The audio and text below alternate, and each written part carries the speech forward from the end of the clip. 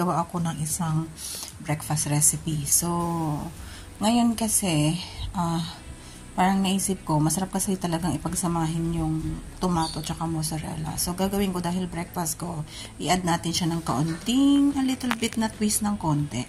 So, gagawin ko sa kanya, meron tayong hard-boiled egg. So, tatanggalin natin yung skin, tapos ikakat lang natin ito round.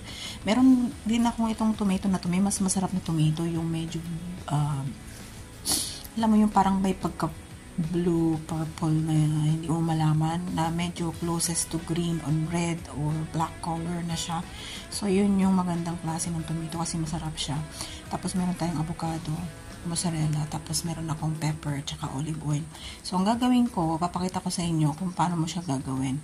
Very simple lang yan naman. Ikakat lang natin ang mga yan, tapos i-assemble natin, and in top of that, we will put some pepper and olive oil. Kung gusto mo lagyan ng salt, maganda din. Pero, wag mo lang lalagyan ng salt, guys, para mas maganda. Kasi yung mozzarella, meron na rin yan, sigurado ako. So, yun. Let's go. Without further ado, kinat ko ng two different style. Yung isa, ginawa ko siyang cube. Yan. At yung isa, ginawa kong ganito. So, gagawa ako ng different style kung paano siya i-serve. So, pwedeng ganito, pwede rin ganyan. So, ganun din ang gagawin natin sa tomato, sa egg, at saka sa avocado. So, nilagay ko. So, ang ginawa ko, guys, yung tomato na isa, ganito yung ginawa ko dun sa kalahati niya, at dinice ko naman yung kalahati. So, ang ginawa ko, dito sa dice, nilemove ko yung kanyang mga seeds. And then, ganito ang ginawa ko sa egg. So, nag-separate ako doon. Tapos, itong egg na to, ginawa kong dice. So, pagsasama-samahin lang na natin yung mga na-dice sa isang. Ginawa natin sa avocado, mga guys. So, yun, pagsama-samahin lang natin. So, ito, papakita ko sa inyo yung technique. Dalawang paraan para ma-enjoy nyo yung mozzarella ninyo into salad. Kung tayong bowl, nilagay natin yung tomato, tapos yung mozzarella, tapos yung egg, pasok natin siya dyan. Yan, ganyan siya, guys. Tapos lalagyan mo lang siya ng pepper, and lagyan natin siya ng konting olive oil. And that's it. Tapos, yung pepper, sprinkle lang natin yan sa top niya.